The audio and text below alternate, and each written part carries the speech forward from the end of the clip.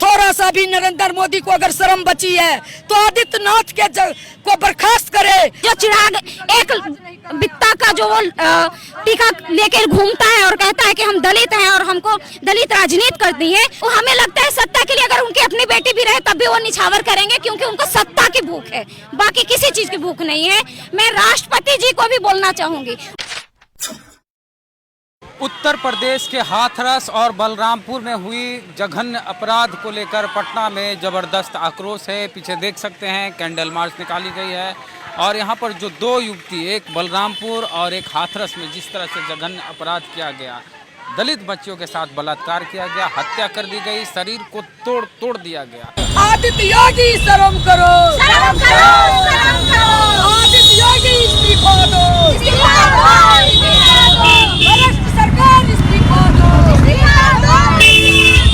ये सरकार निकम्मी है, सरकार बदल दो, ताज बदल दो। उत्तर प्रदेश ही नहीं, जब से ये नरेंद्र मोदी देश की गद्दी पर बैठा है, इस देश की महिला सुरक्षित नहीं है। खास करके यूपी और बिहार में महिलाओं को आए दिन बलात्कार, हत्या और गैंगरेप हो रहा है। छोटी छोटी बच्चियों के साथ बलात्कार और गैंगरेप हो रहा है। और नरेंद्र मोदी जो नारा दिया था बेटी बचाओ और बेटी पढ़ाओ, इस निकम्मी सरकार को चूड़ी पहन करके गद्दी छोड़ना चाहिए। इनको क्या पता बेटी किसको कहते हैं। ये जो आदित्यनाथ योगी है, मनीषा वाल्मीकि के साथ जो जयदाती हुई, उसके साथ जो बलात्कार हुआ, उसका जो जीभ काट लिया गया, उसका जो हाथ पैर तोड़ दिया गया, कमर तोड़ दिया गया, उचित उसका इलाज नहीं हुआ।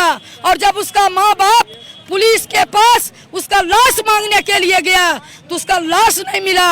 और वहाँ इतना मनबरू और मनचलू आदित्यनाथ योगी की सरकार है कि उसका लाश नहीं दिया और पुलिस ने उसका जो है लाश को किरासन तेल छिड़क करके, पेट्रोल छिड़क करके जलाने का काम किया। इससे साबित होता है कि इस देश में जो नरेंद्र मोदी है और उसका जो जहां उसकी सरकार है बीजेपी की सरकार, या बिहार में बीजेपी गठबंधन की सरकार, वहां पे महिला सुरक्षित नहीं है।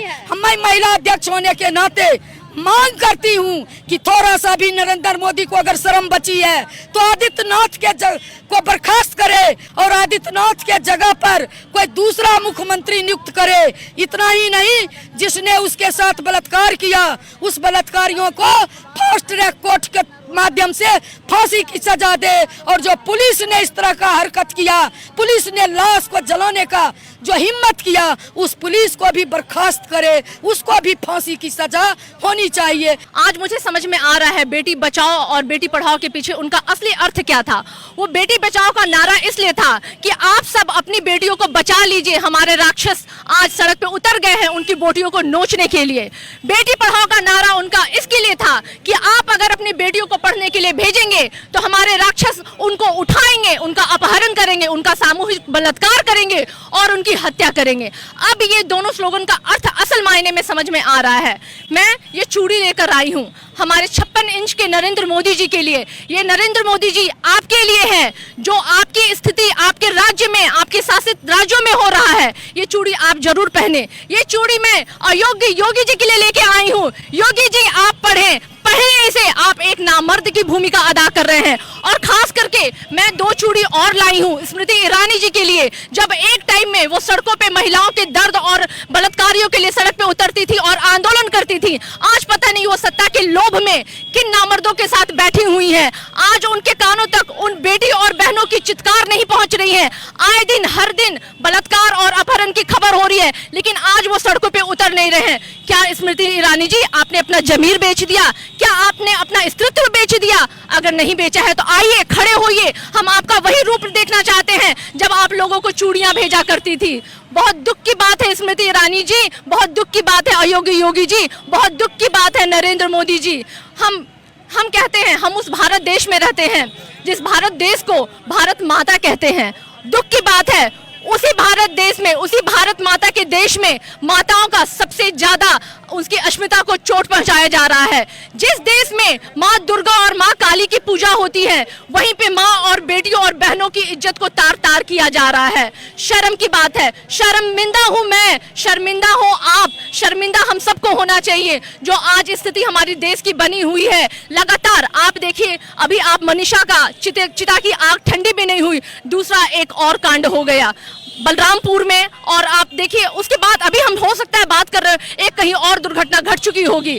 हम इतने डरे हुए हैं, हमारी बेटियां सुरक्षित नहीं है, हम सुरक्षित नहीं है।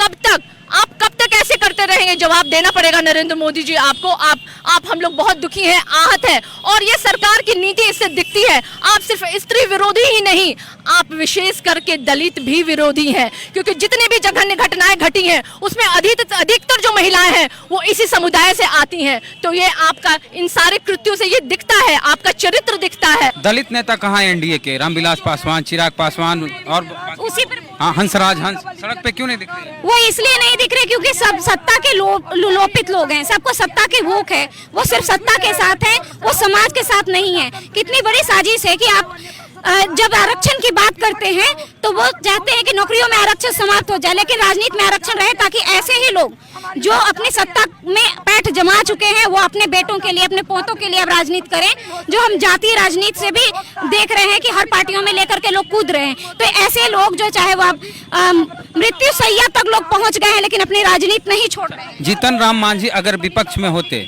तो क्या इस तरह घर में होते कि वो भी सड़क पे होते? अगर वो विपक्ष पे होते तो सड़क पे होते। आज रामविलास पासवान भी अगर विपक्ष पे होते तो सड़क पर होते। जो चिराग एक बित्ता का जो वो टीका लेकर घूमता है और कहता है कि हम दलित हैं और हमको दलित राजनीति करती है, तो वो भी आज सड़क पर होते। लेकिन आज वो चूंकि एनडीए के साथ है, एक ऐसे शासक वर्ग के साथ है जो वो आज भी महिलाओं के विषय पे एक शब्द नहीं बोलते हैं। कंगना के लिए वो ट्वीट करते हैं कि कंगना इस देश की बेटी है, लेकिन जब हमारी ज्योति पासवान की हत्या होती है, मनीषा की हत्या होती है और रेप होता है, तो उसका एक ट्वीट नहीं आता। इसका मतलब वो असंवेदनशील है। घर की बहन बेटी की इज्जत तार तार हो जाए। सत्ता हमें लगता है सत्ता के लिए अगर उनकी अपनी बेटी भी रहे तब भी वो निछावर करेंगे, क्योंकि उनको सत्ता की भूख है, बाकी किसी चीज की भूख नहीं है।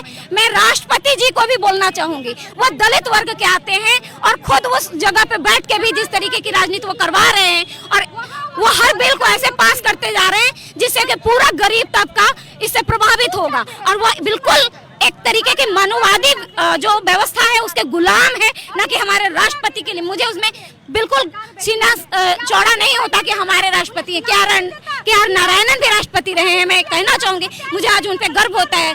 अब एजेपी अब्दुल कलाम भी रहे हैं राष्ट्रपति, मुझे गर्व होता है। लेकिन ऐसे राष्ट्रपति जो कि कोई काम के नहीं है, बिल्कुल ऐसी असंवेदनशील व्यक्ति है। हमारे पूरा का पूरा जो हमारा समाज है जो सत्ता का लोभी है और वो असंवेदनशील है।